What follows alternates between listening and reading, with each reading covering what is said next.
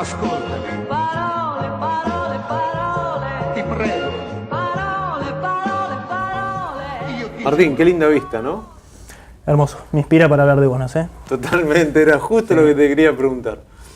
¿Qué dimensiones tengo en cuenta cuando hablo de bonos? Bueno, bono es un activo financiero, entonces pensamos en términos de riesgo y de retorno. Riesgo en un bono viene por dos lados, a grandes rasgos. El riesgo crédito, cuánta certeza tengo que me van a pagar el bono, y el riesgo tasa de interés, porque la tasa me determina el valor presente de mi bono, ¿sí? Si sube la tasa va a caer el precio del bono y viceversa. Retorno lo mido con una tasa, yield to maturity, TIR, lo que sea.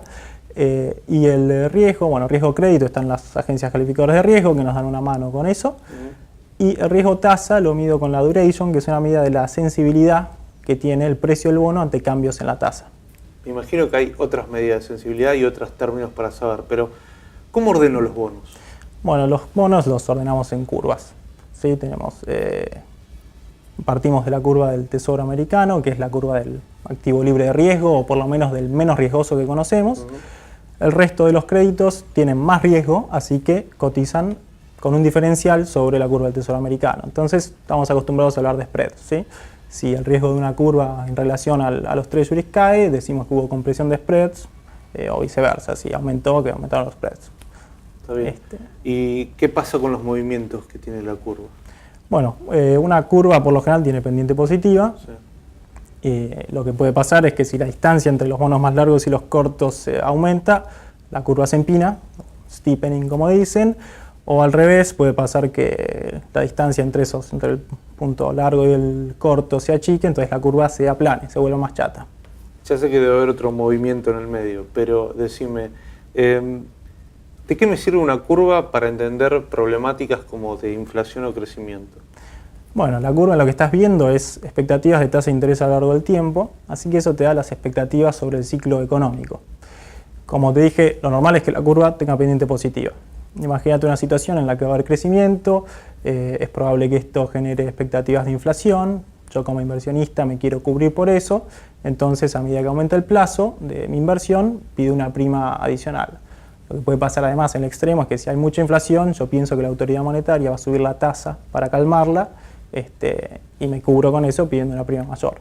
Está bien. Con esto entiendo el cómo, pero quiero saber el por qué de mapear los rendimientos en el tiempo.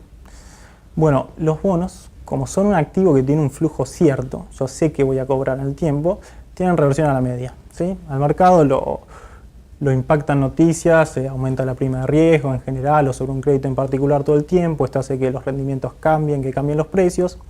Ahora, si yo veo un mismo crédito y digo acá, más allá de que haya habido un susto, la situación fundamental no cambió, digo, bueno, este bono que históricamente rindió, no sé, 10%, ahora está rindiendo 15% porque hubo un problema, yo digo, si la situación se normaliza, va a volver a rendir el 10%. Acordate que hay una relación inversa entre tasa y precio, yo compro el bono un rendimiento de 15%, va a bajar a 10 la tasa y voy a tener una ganancia de capital. Martín, siempre estoy escuchando, esto está arbitrado, esto está desarbitrado. ¿Cómo se aplica la noción de arbitraje a la curva de bonos? Y bueno, si tenés un ejemplo. Bueno, eso es lo mismo que en cualquier otro activo financiero. Para un mismo riesgo tiene que haber un mismo retorno, ¿sí? Y acá, pensando en la curva y en los rendimientos históricos, lo que hacemos es medir en distintos puntos de la curva la distancia que se llevan dos bonos, ¿no? Por ejemplo, el BODEN 15 en la curva soberana de Argentina y el BONAR 10. Uno vence en 2015, el otro en 2017. El BONAR 10, ¿no? Este es más largo, es un poco más ilíquido, entonces rinde en promedio un poco más. Por ejemplo, en los últimos 180 días, cerca de 100 puntos básicos, 1%. Ahora bien, yo voy a medirlos en la curva, veo que rinden lo mismo. Eso, en principio, no tendría que estar mal. Ahí eso me está indicando que el BONAR 10 está caro relativo al BODEN 15. Entonces yo vendo BONAR 10, me compro BODEN 15. El BONAR 10 debería volver a rendir 100 puntos por encima del BODEN 15 y ahí de nuevo hice una ganancia de capital. Ahora, cuando hago estas cosas tengo que tener cuidado de fijarme que no haya habido un cambio en la relación estructural de los dos bonos. Puede haber pasado, por ejemplo, que el mercado anticipó, sabe que va a haber una emisión de BONAR 10 que se va a volver más líquido, entonces que no va a tener tanta prima de liquidez y que esa ya no va a rendir 100 puntos por encima del BODEN 15, tal vez sean 50 o tal vez sean menos. Martín, ¿te parece si dejamos hablar de bonos y seguimos mirando esto? Dale. Una parola ancora. Parole, parole, parole. ascoltami, Parole, parole, parole. ti prego.